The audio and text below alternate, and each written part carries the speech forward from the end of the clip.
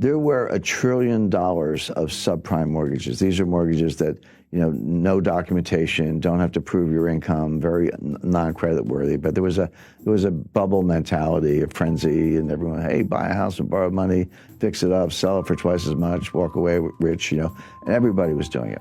Mortgage default rates rarely get above 5%. 5% is really high in the mortgage market. So people were saying, smart people like Ben Stein, the financial analyst, but the central bank and others were like, well, okay, let's get crazy. Let's assume a 20% default rate, which has never happened, but just assume that's true. On $1 trillion of subprime mortgages, a 20% default rate would be a $200 billion loss, which was only slightly higher than the S&L crisis of the 1980s. Adjusted for inflation, it would have been a comparable loss. And the attitude was, well, we survived the 80s, we'll survive this. Yeah, it's bad, banks will take losses, stock prices go down a little bit, but we'll survive. What they missed is, yes, there was $1 trillion of subprime mortgages, but there were $6 trillion of derivatives. Yeah. That was invisible. So all of a sudden, 20% of that was $1.2 trillion. So you create derivatives out of thin air. Yeah. And there's no limit on how many you can have. They're off balance sheet, meaning give me the balance sheet of the company, I won't see them. You have to read the footnotes and then the information behind the footnotes. So non-transparent, unregulated, no limit on size. So the crisis was actually much worse than anyone realized. And then when it started to collapse, the contagion spread throughout the financial system. My point about 2008, it was because we did not learn the lessons of 1998 and we flew right into 2008. But once again, we have not learned the lessons of 2008, and we're going to fly right into the next storm. In 1998, Wall Street got together and bailed out a hedge fund. In 2008, the central banks got together and bailed out Wall Street. Who's going to bail out the central banks? In other words, the point is each crisis is bigger than the one before. The intervention gets elevated, larger dollar amounts. And are we now at the point where there's no one left to bail us out? And one of the questions I'm asked most frequently is, okay, Jim, I kind of follow your analysis on how risk works and how complexity theory and capital markets, how that works.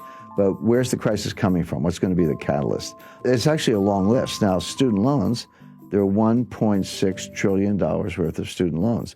So this will go, and kind of this gets to your point, Francis, how do capital markets and money markets and Fed policy kind of leach into debt and deficits? So when a lender, credit union, or anybody, or university makes a loan to a student, and the Treasury guarantees that loan, which they do, it's off budget. Again, it's not strictly a derivative, but it is non-transparent. So then the student defaults, and the credit union, the lender, simply turns to the Treasury and said, here's your loan file, pay me.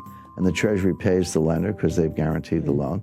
Now it's on the Treasury. But until that point, that loss is not on the books of the United States government. That loss is not part of the deficit. But when the Treasury writes the check to make good on the guarantee, it does go into the deficit. So we think deficits are high now, but there's this $1 trillion tsunami of student loan losses that's going to pile on top of the structural deficits and make it even worse. So all these things are, I spend all my time analyzing these things. I see them all. I can describe them.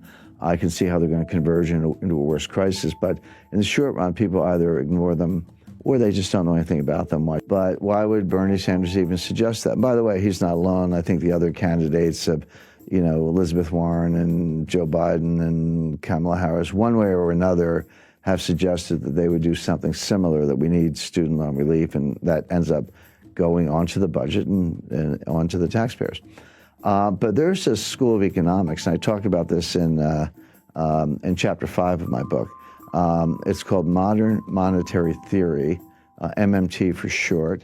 Everyday viewers, everyday people to know anything about it, but more to the point, economists don't know anything about it. This is a new school of economics, if you want to think of it that way. So there is this modern monetary theory, but the leading scholar of modern monetary theory is a lady named Stephanie Kelton, who's a professor at the State University of New York, but she's the financial advisor to Bernie Sanders. What modern monetary theory says is that actually there's no limit on the amount you can spend. You can spend as much as you want, and the market will either buy the debt, or if they balk, the Fed will monetize the debt.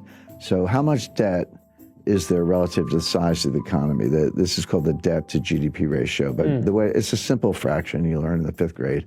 How much debt divided by the size of the economy? So in a simple example, if you had $5 trillion of debt and a $10 trillion economy, that fraction would be 1/2. So you would say the debt to GDP ratio is 1/2 or 50%. Today, the debt is larger than the economy. Yep. That ratio is over 100%. We have round numbers, about $23 trillion of debt and about a $22 trillion economy. So the ratio is about 105%, highest since World War II. That troubles me, it troubles other economists. But my friend Stephanie says, what's the problem? You could take it to 150%, 200%. 250%. By the way, that's where Japan is. Japan's at 250%. Greece is 175% or so. Italy's 135%. They're all still standing. If you go to the Ginza, you know, it looks like Times Square. So you don't see visible signs of stress. And here's the irony. Ben Bernanke would absolutely not agree with this theory, and he said so publicly. But Professor Kelton says to Bernanke, you proved our point. You were the one who took the Fed's balance sheet and quadrupled it from 800 billion to 4.5 trillion or so. You proved that you can print trillions of dollars of money without causing inflation, without causing high interest rates, without causing a run on the bank. So all we're saying is, you know, you did it to prop up Jamie Dimon's bonus. We wanted to do it to forgive student loans. We may have different policy objectives, but the process is the same. What's the problem? Now, of all the things I've debated, for years I was dragged into Bitcoin versus gold debates, which I thought were silly. I mean, I don't like Bitcoin, I do like gold, but it's like fish versus bicycles. I mean, the debate never made sense to me, even though I did a lot of them. Of all the things I've had to rebut, this was actually the most difficult because it's superficially appealing. First of all, legally, it is true that the Fed can take their balance sheet as high as they want. There's no legal limit on the Fed's ability to print money. It is true that Japan has a much higher debt to GDP ratio, and they're still standing. It is true that the Treasury can borrow as much as they want, subject to periodic increases in the debt ceiling, which have never been denied. And the Fed can monetize the debt. So all the elements of the thesis are actually correct. So how do you refute it? And the answer is that legally it can be done. And if your goal is to print a lot of money and forgive student loans or give a guaranteed job or guaranteed basic income, whatever it is, in theory you could do that. But there is an invisible psychological boundary, and this is what the modern monetary theorists don't understand, and I don't think Ben Bernanke understands it. There comes a time when people wake up and they say, you know, I don't know what's going on here. I don't have a PhD, but get me out of the dollar. It doesn't. And so, you know, I'll buy gold, I'll buy silver, land, oil, natural resources, buy a new car, buy a house. Get me out of the dollar into something tangible, because I no longer trust the monetary authorities. I no longer trust the Congress. I can't believe that you're going to spend this much money without ceiling, without limit, without causing inflation. My inflationary expectations will go up. And the way to deal with that is to buy hard assets, starting with gold, but not exclusively gold. There, as I say, land, real estate, and natural resources. They're all good. They're all good substitutes. At that point, interest rates will skyrocket. All of a sudden, the bond market will have difficulty selling it.